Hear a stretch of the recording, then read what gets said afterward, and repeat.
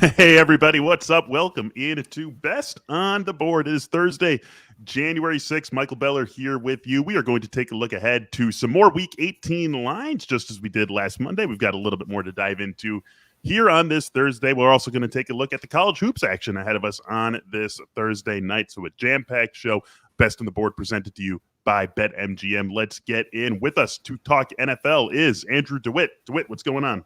Hey, how's it going? I am doing well. Zac Jackson also with us. Zac, of course, covers the Cleveland Browns for us at The Athletic. Some of you probably know him very well from the Athletic Fantasy Football Podcast, Friday edition, when we talk gambling. So with that show, with that episode, that version of that show done for the season, thought we'd bring Zac over to Best on the Board to join us, not only for Week 18, but all the way through the playoffs. Zac, how's it going? Good. Tried to pick a couple winners all year. Mostly just picked a couple, but we did finish kind of strong, Michael, so let's ride it out. We did finish strong, and something you finished strong on was just basically blindly taking Browns unders, no matter what the number was, no matter who the opponent was, just throw it a Browns under, and those were coming through with quite a bit of strength over the last 6-7 weeks of the season. And so what we're going to do here on this episode is just talk about some of the games that we are most interested in Week 18, mostly because we can trust the teams that we're talking about to play it straight. They've got something to play for. They have something at stake this week. So we want to focus on those, but we also want to get this Browns-Bengals game in since you have the expertise on this, Zac. It's been sort of a fall apart second half of the season for the Cleveland Browns. They're going up against the AFC North champion Cincinnati Bengals, and the Bengals have nothing to play for. We already know Joe Burrow's not playing. We know Joe Mixon's not playing, and so that makes the Browns 6-point favorites in this game with a total of 38. What can you tell us about this game from the Browns' point of view? Because we know Baker Mayfield also not going to be out there. Yeah, I would say that the only thing you screwed up was blindly. It was not blindly. It was because I was watching, right? The offense just bottomed out. So now you're probably not going to play your running backs. Certainly Nick Chubb is not going to play more than a little bit. Case Keenum's going to come in, and the offense isn't really going to look any different. He might take better care of the ball, but he's not going to take many chances. On the other side, it's Brandon Allen, right? It's not Joe Mixon. The Bengals are down guys on both lines. This will be basically a preseason game. And why do you like preseason unders? Because both teams want to keep it simple. Both teams want to get on the bus and get the hell out of there, right? Specifically the Bengals, who have a game to play next week. And the Browns have been done now for 2 games. So I know you talked about 44. I tapped in a little at 42 earlier in the week. But when I went back yesterday, when it was official that Burrow's out, that Mixon's out, that the Browns are probably not going to play, key guys on both sides. 38 still looks good to me because 16 points wins this game. We're looking at wind in Cleveland on Sunday, and we're looking at not a lot of motivation, right? The Browns have been signing running backs to their practice squad with the idea that they'll hand them the ball, let them get some film, and run out the clock. Under. Yeah, DeWitt, we talked about this on Monday, and we were jumping all over 44, and at that time it was – Joe Burrow was going to maybe play, but we were speculating on the fact that Cincinnati would lose all motivation if and when the Chiefs take care of business on Saturday. And so we jumped on it then, and now we see it here at 38. Is there anything you like in this game now with where it sits, Browns -6 and the total being at 38? I mean, I think there's still a good correlate. So James Holzhauer wrote a column for us this week talking about how the Bengals don't even have any motivation to win even if the Chiefs lost, because then that would put them on the Titan side of the bracket, potentially. And if they lose, they'll be on the Titan side of the bracket, which is probably if you're looking at the AFC, would you rather play the Chiefs or the Titans? And I think almost everyone's going to say you'd rather play the Titans. And so, I mean, I think there's some good correlation, in taking maybe taking the Browns in a parlay and parlaying that across the board with a few of the other games that we assume Patriots are going to take care of business or something like that, where it's Titans. Or the Bills, Titans. The Titans still need to win to get that 1 seed. They still have to beat so the there's we know inherent advantages here, and the teams they're facing are trying to lose so they get a better draft spot. So it's just, even though I fully believe that players don't care about the draft spots, they're just out there to play. Why would they? The coaches definitely know. So, and they have motivation because their boss is the owner. So. Yeah, I mean, outside of that, I mean, outside of taking the Browns and kind of parlaying it together, I don't really see anything else. I mean, I bet it early in the week on the under when we talked about it on Monday. So that was kind of my play in this game. Hey, I want to jump in real quick. That's a really good point about the bracket. And not only is Arrowhead the place that nobody really wants to go to, but Cincinnati and Nashville, that's a driving distance type of thing. That's a 20,000 Bengals fans can buy tickets. That's a 35-minute flight for the team. So Is it what's that really mean? I don't know, but given the preference, sure, it's an easy choice. Yeah, right. Zach Taylor's not going to come out and say it in a press conference. We assume we're going to win our first round game, and then we want to draw the Titans instead of the Chiefs. But that has to be somewhere in the back of their minds as they're thinking about the way that the AFC bracket is going to lay itself out. No offense to the Titans, they're getting back healthy, and they were looking very good when they were fully healthy. But with the way the Chiefs are going, I think everyone would rather go through Tennessee first and then maybe draw the Chiefs in the AFC Championship game. Speaking of those Chiefs, they do play on Saturday, and they've got something to play for. Now, they need the Titans to lose if they are going to be the 1 seed, and we all assume that the Titans are going to take care of business. They also are double-digit favorites this weekend and retain that 1 seed, the lone bye in the AFC side of the bracket, get the AFC running through Nashville. But the Chiefs definitely have something to play for in this game. 10-point favorites, 44 is the total. This one in Denver. I like the Chiefs, you guys. I do think that they take care of business. I wonder if we see them more willing to take guys out early when they do get a lead. But I still think that Chiefs minus 10, Zach, is the way that I want to go here, to the extent that I'm probably going to end up playing it. Yeah, it's a pass for me. And I slightly disagree, actually, Michael. And that's just because the Chiefs need to win the game, but they don't need to win by 2 scores. So at very least, I see the back door open at the end against not the full strength Chiefs defense, right? I kind of lean under. I've seen Drew Lock play, for one. I think that the Broncos want to drag it out a little bit. But this is a pass for me, the first game Saturday. Sometimes it's hard to do that, right? You're all jacked up. The NFL's on. There's nothing else on except the FCS game. But yeah, if I had to pick a side, I would take the double digits, but this one's a pass for me.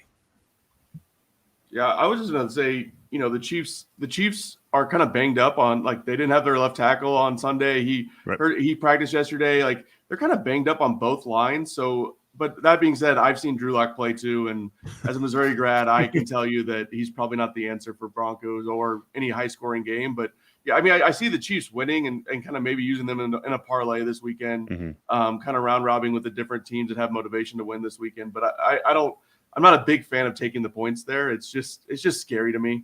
It's just really scary because like Zach said, there's no motivation for them to like go out there and just continue to score a bunch of points. And I see them probably taking Mahomes out of, in the second half if they're up big. They've done that in some games recently too. So yeah, especially when they have to assume that they've got a game to play next week. Sure. They can get the 1 seed, but they can't really think that the Titans are gonna lose. And if it happens, it happens. But they got to assume that they've got some sort of game coming to them next week, and potentially one against a team that they know very well, depending on the outcome of another game that we're going to talk about. But first, I want to talk about I think this is my favorite one of the week, you guys. Rams 4.5-point favorites at home against the 49ers. Again, the Rams need this. The Rams lose, the Cardinals win. The Cardinals win the NFC West. The Rams go on the road in the first round of the playoffs. The 49ers, they need this because if they lose and the Saints beat the Falcons and the Saints are favored in that game, the Saints are in the playoffs. The 49ers are out of the playoffs. So this is a game where 2 teams, without question, throughout the game will have something at stake. I think that might be the only game where that is the case, that we know that for sure going into the game. There's no doubt about it. Both teams need to play all 60 minutes, need to get a win in this one. I like the Rams a lot in this spot, you guys. Rams minus 4.5, probably my favorite Week 18 play. What are you looking at with this one, DeWitt? I kind of like the 49ers. I think okay. If you're making me make a pick, I think I would lean 49ers. I think their defense is pretty good. I think the 49ers kind of have the Rams number, and the Rams just like have a lot of red flags to me still. Although the win last week in Baltimore was pretty impressive, even if the Ravens were a little beat up on the secondary and, starting their backup quarterback. But I just like the 49ers to come through in this spot. I think they have a little bit more to play for than the Rams. Like the Rams, at the end of the day, know they're in the playoffs. Even if they are trying to get playing that at home versus going on the road to Dallas or Arizona in the first round. I don't know exactly how that maps out, but that's a huge difference versus playing at home against maybe the Saints, maybe the Niners again, maybe the Eagles. That's a huge difference. Yeah, there's no doubt the Rams want to win this game. I'm just thinking, I think I like the 49ers in this spot to kind of come through and cover the 4.5, even though they may not. Honestly, I probably won't pick them in my straight up pool, but I think, I just like the getting the numbers here and getting the 4.5 instead of like something closer to 3.5 is the key here for me. I have a play in this game, and it's Rams first half. The Niners have gotten to 7 points in the first half in Trey Lance's starts, right? We're still talking about a young player. We're talking about a kid that's played 20 games past high school football, right? And this is big stakes. The Rams need it too. So I just like the Rams to score. Obviously, they were very bad in the first half last week, but they're back in the sunshine, right? And inside. And I just think they come out in the first half, cover the 3. At very least it pushes, but I think they're up 4 or 7, maybe 10 in the first half, just based on Lance's overall inexperience and the urgency that they should be playing with, given the circumstances that you guys laid out. Yeah, this is just a monster one, just an absolutely monster game on both sides, and I think you've got it pretty diagnosed well there, Zach. And I like the first half play also. I think we still.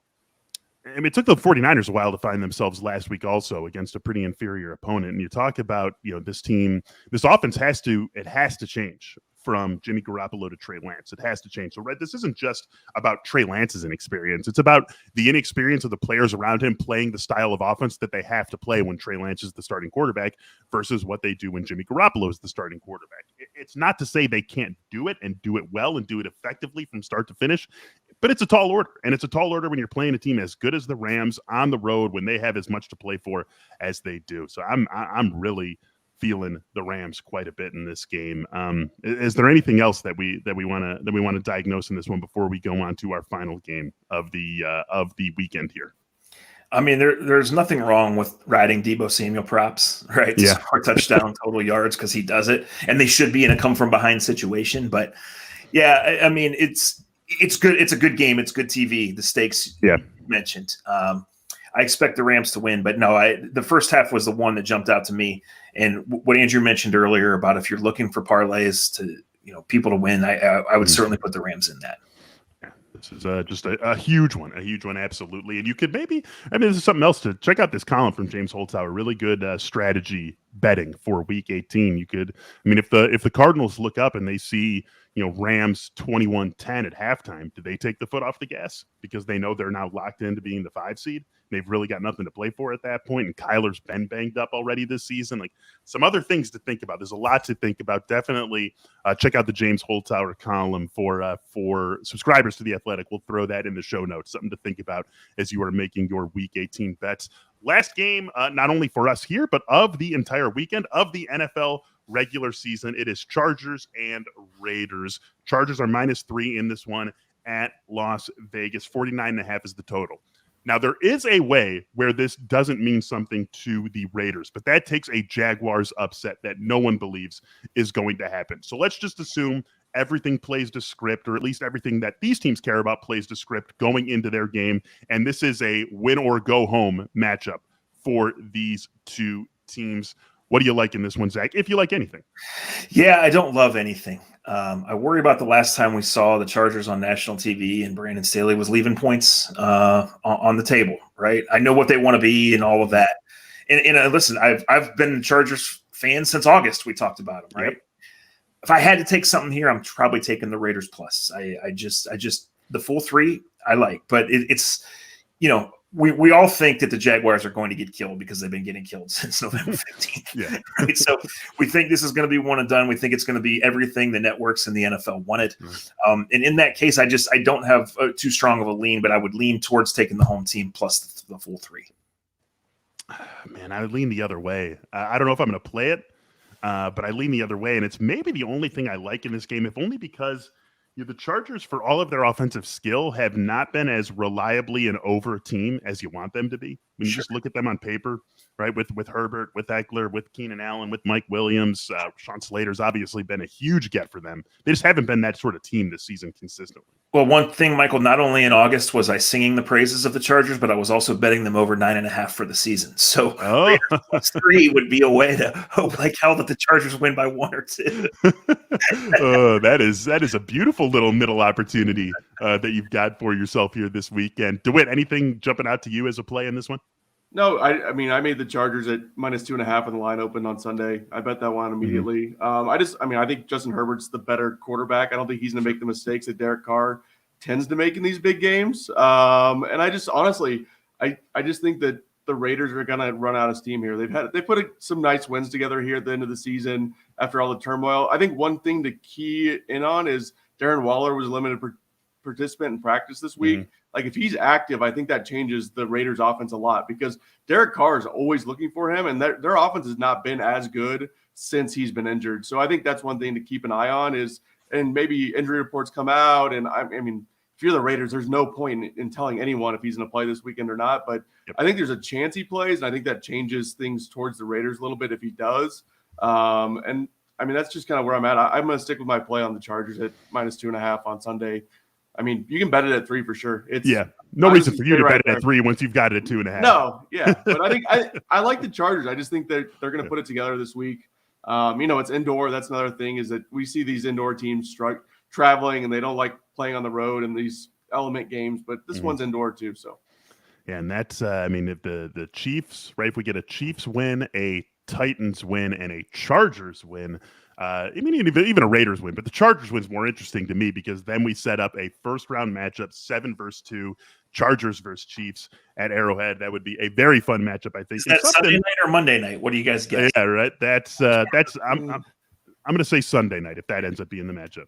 I think Bills Patriots goes to Monday if that happens. Yeah, that makes a lot of sense. Yeah, could have some fun little divisional showdowns if this all works out the way that the script would at least tell us it's going to work out. And I know that Chiefs Chargers potential matchup would definitely have the eye of our next guest that we're going to be bringing on here in just a minute. But for now, we sign off for the NFL. Zac Jackson, Andrew DeWitt, thanks for being with us, you guys, on this episode of Best on the Board. Thank you.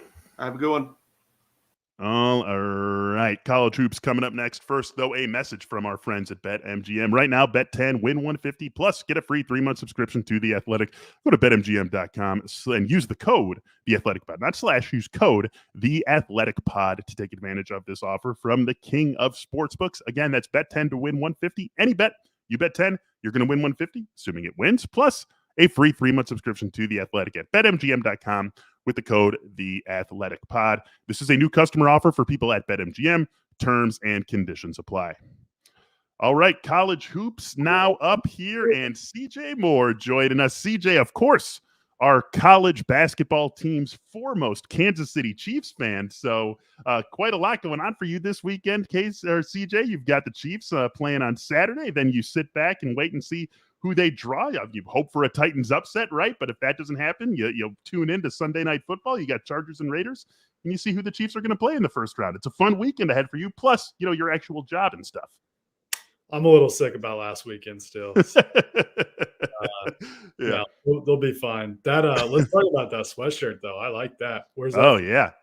Who boom. Let's jump right. Or thing, or who makes that one?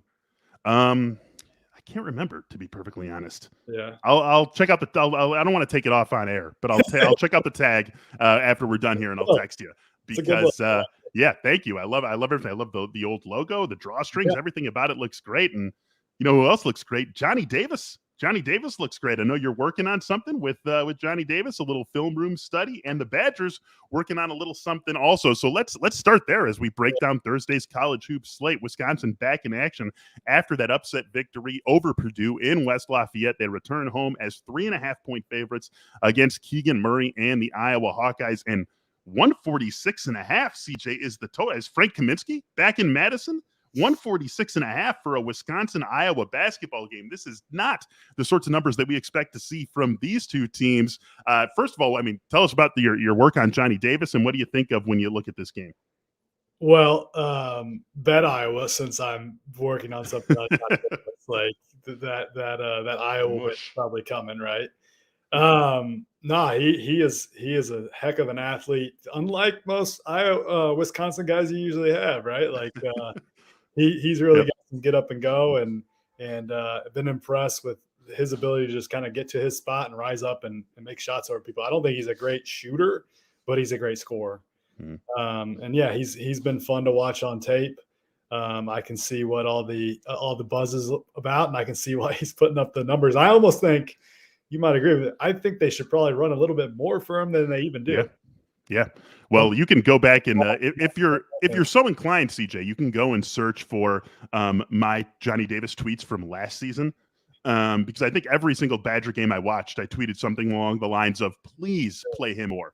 I mean, Yeah. he played like he probably gave the Badgers like 15 minutes a game last year. Uh-huh. And it was just insane because the Badgers just don't have guys like this who can create their own, who can attack the rack and create their own shot. I think you have to go all the way back to Devin Harris to find the last Wisconsin guy who can get to the basket and create his own shot as well as Johnny Davis can. Yeah, absolutely. I mean, they had a pretty good crew when Sam Decker and Kaminsky and those dudes were sure. but a little different. Yeah, little different. No one who scored it and who created opportunities for himself and his teammates in the same way that Davis does. Is there anything here that you do like, or is this a pass for you with Wisconsin laying the 3.5? I'll be honest. I don't think I've consumed enough Iowa basketball to have a great feel on the Hawkeyes. I'm leaning Wisconsin in the under on this because I think that's a pretty big number. But I should probably stay away just to ruin my Johnny Davis story. if I make a strong Wisconsin play here, then they're going to lose, and it's just going to Wisconsin's going to lose their buzz in like a week, and my story is just going to be so. Under feels like a play for me too. I mean, 146.5 is a ridiculous number to see attached to, especially to Wisconsin. I mean, even with what they just did against Purdue, this is still not a team that's going to get out and go without easy opportunities to do so. And so that feels like the best play to me in this game. Purdue's the best offense in college basketball, and if that was the number on that game, the under would have hit. So there you go. All right, let's talk about the next game that we've got here on our slate. A fun game. This is definitely one, if you can tune into it, check it out. These are two mid-major teams that we could both see dancing come March. Loyola and San Francisco. Loyola 2.5-point favorites. This game being played in Chicago. 131.5 is the number on this one, the total on this one. Does anything jump out at you when you look at these two teams going heads up, CJ? It's kind of elite defense in San Francisco versus elite offense in Loyola-Chicago.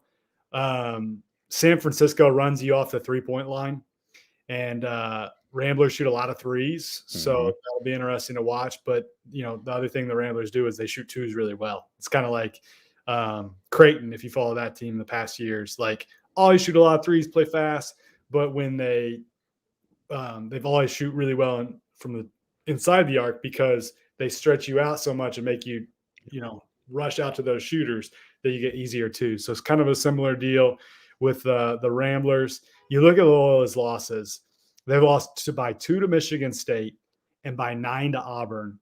Auburn is top 10 good, in my opinion. I think Sparty is probably about top 15-ish good. So, the run hesitation here is the Ramblers haven't played anybody since December 10th win at Vanderbilt, which is looking a little bit better win than it did at the time. So that's kind of concerning. That's a long, long way off. But they're also a very, very experienced team. So I feel like old dudes can handle a lot, maybe better than a young team could. So I'm kind of leaning Loyola to cover here.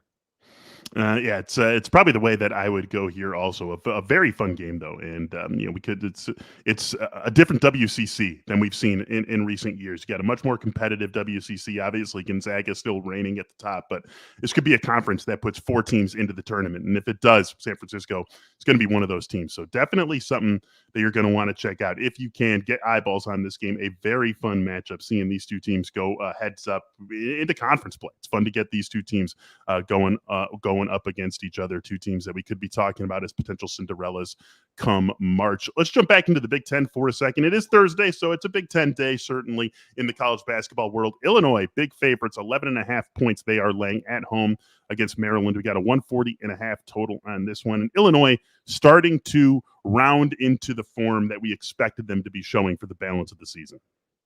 Yeah, I really like Illinois. I was with them in Kansas City. Did a behind-the-scenes piece with them when they were kind of in a little bit of a funk, and they kind of started to figure some things out that week. And, man, they've just been shooting the lights out.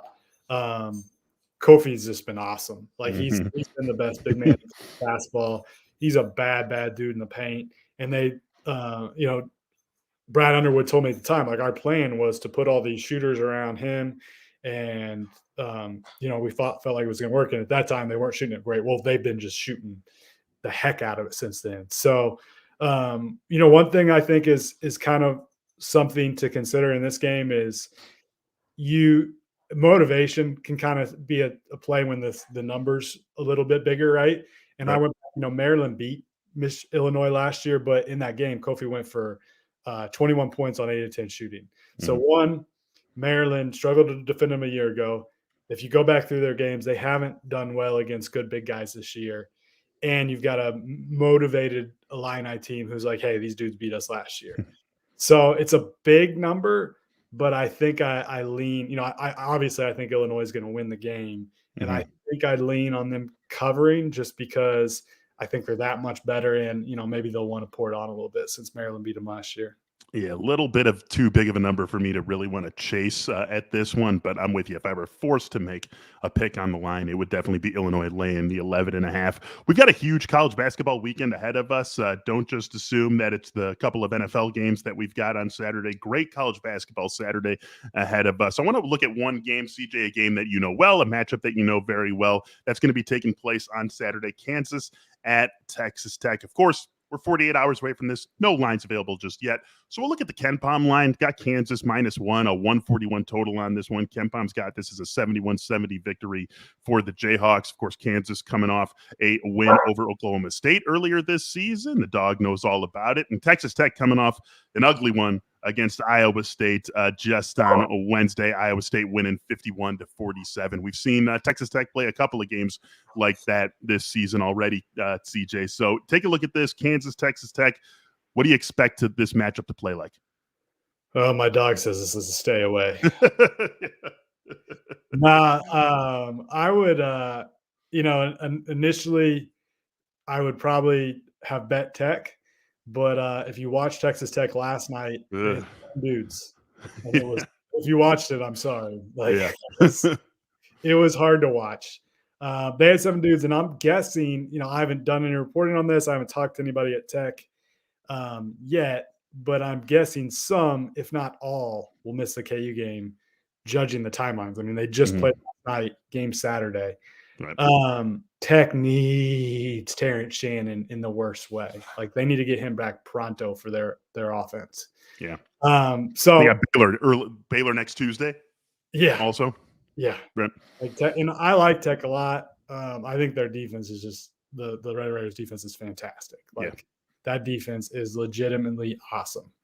So but I just don't think that Kansas is going to at least score a little bit, and Tech until they get their full everybody back. I'm not sure their offense can hang with KU. So I think I like KU. I anticipate this number will grow a little bit. Yeah. I mean, the KenPom line's not pricing in those guys being out. And so the real line's not going to be at Kansas -1. Yeah, but here's the play for every Texas Tech. This is a public service announcement for anybody who's careful, who's placing Texas Tech bets this year. Here are the totals in high major games against high major opponents for Texas Tech. 140. Okay, that's the high one. Then you got 109, an overtime game against Tennessee. Overtime. Ugly one. 124. That's against Gonzaga, who always has an awesome offense. 124. And then last night, 98, which included a meaningless buzzer beating 3. Not meaningless to everyone, CJ. Meaningless unless you had Iowa State -4.5. Not meaningless to everyone. So honestly, that game should be like 95, right? Yeah. So yeah, no matter what, Texas Tech is involved. I say bet the under, and more times than not, you're going to make money.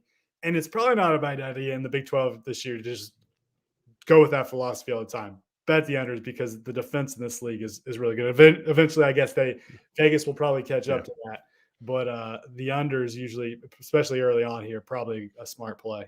This is beautiful, CJ, because you bring us full circle. We started out this episode of Best on the Board talking about Cleveland Browns unders and how bankable they've been all season long, and here we are wrapping it up with Texas Tech unders. We need a new under. The Browns are done this weekend. We need a new under team, and I think we found it. The Texas Tech Red Raiders. That's going to do it for us here on Best on the Board, presented to you by BetMGM. For CJ, for Andrew, and for Zach, I am Michael Beller signing off saying thank you for listening. And as always, happy betting. We'll talk to you soon.